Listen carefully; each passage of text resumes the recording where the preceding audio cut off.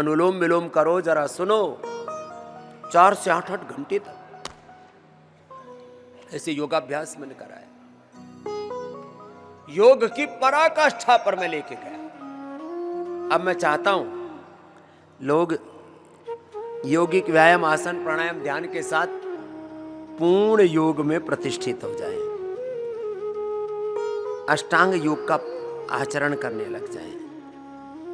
क्या करना है बोलो? हो यम नियमों का पालन करना है।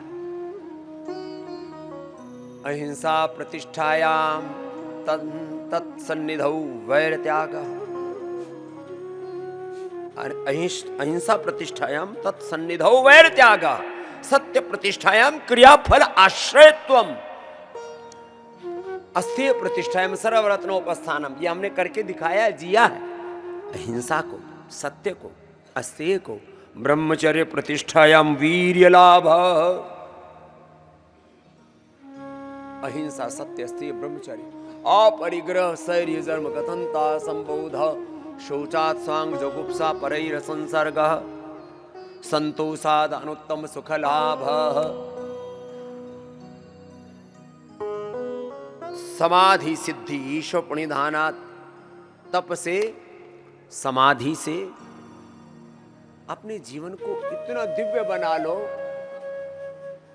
सारे रोग विकार अशुद्धि दूर हो जाएं और भगवान के साथ एकात्म हो जाएं।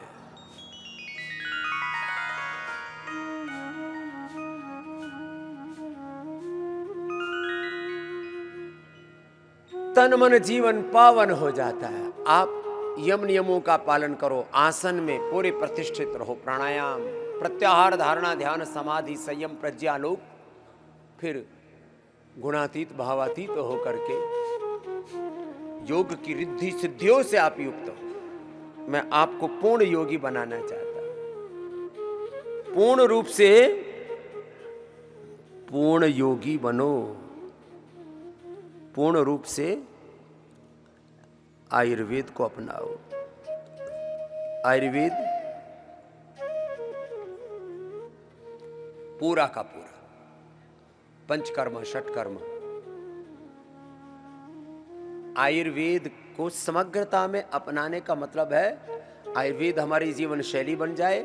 आयुर्वेद की रस, रसायन, भस्म, पिष्टि, पाक, चूर्ण, अवलेह, आसव, अरिष्ट, पूरी परंपरा आयुर्वेद की। हम केवल आयुर्वेद को मतलब केवल जड़ी बूटी नहीं, केवल वनस्पतियां, केवल रस रसायन भस्म नहीं, पूरा आयुर्वेद। ये यज्ञ भी आयुर्वेद के अंतर्गत है। आयुर्वेदेषु यत् प्रोक्तम यस्य रोगस्य भेषजम तस्य तस्य शान्त्यर्थम तेन तेन एव होमयेत्। जिस रोग के प्रशमन के लिए जिस औषधि का हम क्वाथ के रूप में, रस के रूप में, औषधि चूर्ण के रूप में, वटी के रूप में, आसावरिष्ठ के रूप में सेवन करते हैं, तैल आदि के रूप में उसका अभ्यंग करते हैं, उद्वर्तन करते हैं, उसी औषधि को यज्ञ में हवन सामग्री के रूप में घृत से लेकर के अलग अलग द्रव्यों का जब हव्यों से हवन करते हैं ना,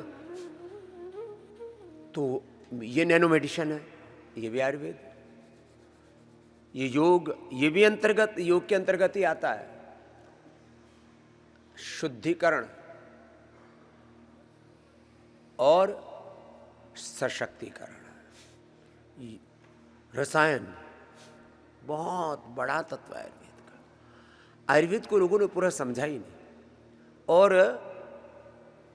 ये लालची किस्म के व्यापारी लोगों ने आयुर्वेद को पूरा तहस नहस करके रख दिया। आयुर्वेद तो विशुद्ध रूप से ऋषियों की परंपरा है।